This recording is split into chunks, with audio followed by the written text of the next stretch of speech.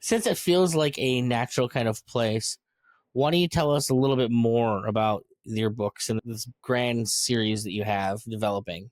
Yeah, I'd love to, and I'll be enthusiastic about it. So I wrote a series that started with a single novel. It's called Dissonance Volume 1 Reality.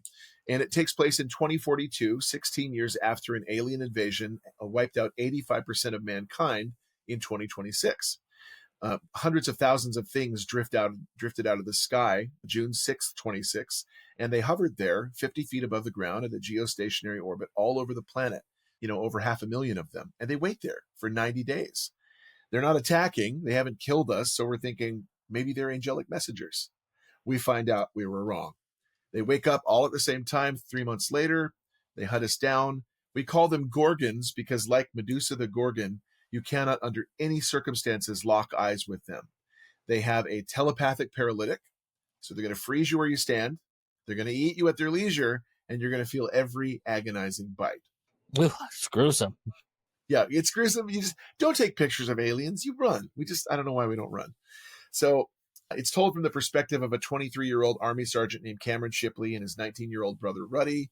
They are performing daily recon every day for food, ammo, and survivors. They find out that something big is going on. They're not being told what it is. Leads up to a massive counterstrike in 2042 where we finally kick the aliens off the planet. Yay, good news, happy ending, spoiler. But then I went back and wrote a prequel before the invasion, and then during and after, and then another prequel.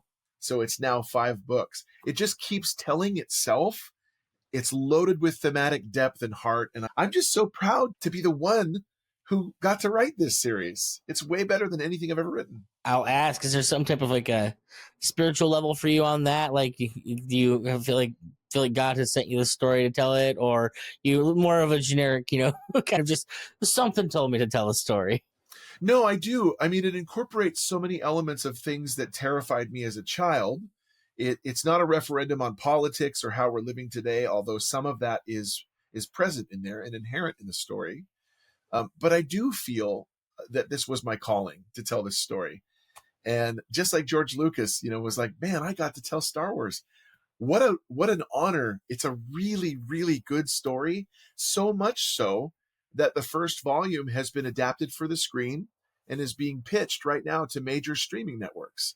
So I'm stoked beyond belief. That's an author's greatest dream. It's a lot more money you need to get in that world.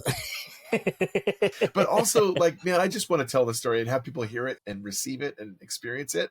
What a great way to just disseminate that to the masses. I mean, I will have to ask the operative question. Do you have any concerns that this is the time period in which that book is going to Hollywood, given how they like to take their liberties with certain properties these days?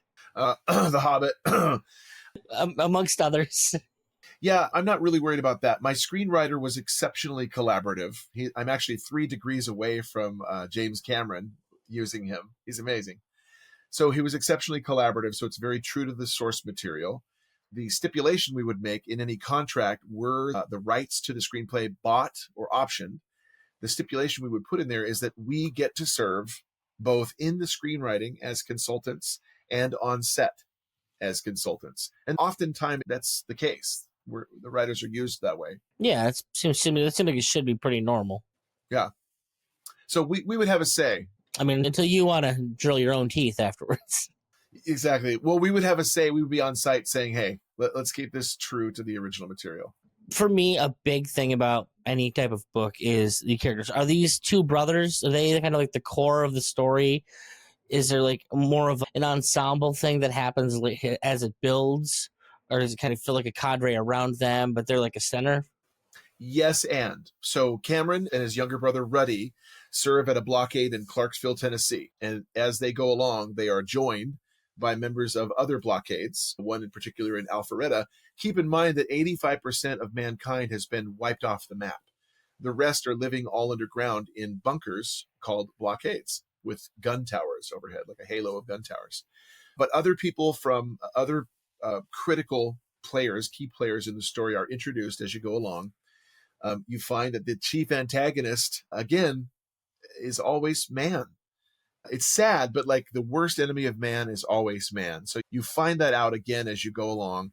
And the aliens, the Gorgons, aren't reduced to a nuisance status, but they start fighting a war on two different fronts. And that's where things get a little tense and rough. Now, obviously, you've been involved with this property, you have written quite a bit. How long has it taken you to get to this point in the story? On the fifth book, you mean? Working on the sixth. So this is where people drop their jaw and question, and I totally welcome that. I absolutely expect it. I started writing Dissonance Volume 1 Reality November 21st last year, published it January 1st. All along, I've been writing the other ones while there's an overlap of editing and publishing the successive novels. But Volume 2 published March 20th, Volume 3 published May 18th, Volume 0, the prequel, published June 6th. Well, no wonder you think there's something like in theory about this system. If you can write that much that quickly, good Lord. Well, AI, or I mean, voiceover is actually the career has taken a hit because of AI. So that's what's driven me to writing. And the voiceover career, the industry is crumbling. So that's the impetus that's pushed me into writing again and writing fiction. But because of that, jobs are down, auditions are down. I've had all kinds of time to write, but the speed at which I've churned everything out has made it a little suspect, and I understand that. People have gone, oh, you used AI to write these stories. No, I haven't. I've been churning them out day after day, hammering away at my keyboard in between auditions and jobs and at night. And the story, a good story, tells itself.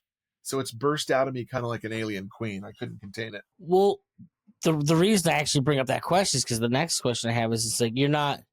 I can see there's the photo behind you, so I'm assuming that you're not just a bachelor who all you do is write books. So this is going to make this even more ridiculous when you say it. But what's the life work balance like for you? It's a struggle. The struggle is real. You have to maintain it. I treat my authoring as I do my voiceovers as a business. My business starts at 9 a.m. It concludes at 5 p.m. I have a wife who I love, and I have an 8-year-old and a 5-year-old son who I love. And so they are my life and my world. My kids come back around 3 o'clock from the bus. So I do take a pause and go get them from the bus stop, bring them back home, and then resume until 5. You have to balance that.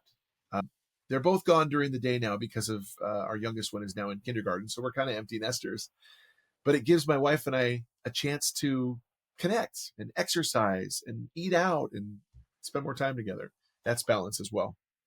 So your big thing you've been talking about so far is enthusiasm. And if it wasn't obvious to anyone, obviously you are a very enthusiastic guy.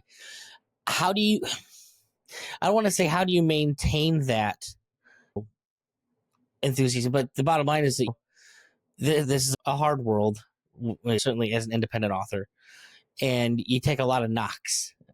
So how do you maintain the enthusiasm through all of that? That's a great question. You have to maintain a certain unflappability, especially in this career. The same was true of voiceovers. You get rejected, 9 times out of 10, you're auditioning for these jobs, and it's more, you're facing the rejection there as well. I was given a phrase by an agent entrepreneur friend a few years ago that I put on a plaque, but it's really hard to see because it's acrylic and it's see-through and you won't be able to see. But the thing that she said to me, I had to ask her to repeat it because it was so monumental. She said, someone's endorsement of you or lack thereof has very little to do with your trajectory. And I listened to her say that and, well, say that again? She repeated it for me. Someone's positive review of your book, negative review of your book, someone's purchase of your book or lack thereof, an agent signing you or not, getting a traditional publisher or not, any of that has very little to do with your trajectory. You have to have such whole integrity that you'll continue to write on and march on and market on despite your book selling. Enough periods spent greasing that wheel, I believe the universe, God, the universe, whatever you want to call it, returns that in favor to you and rewards you for the time invested in your passion and your dreams.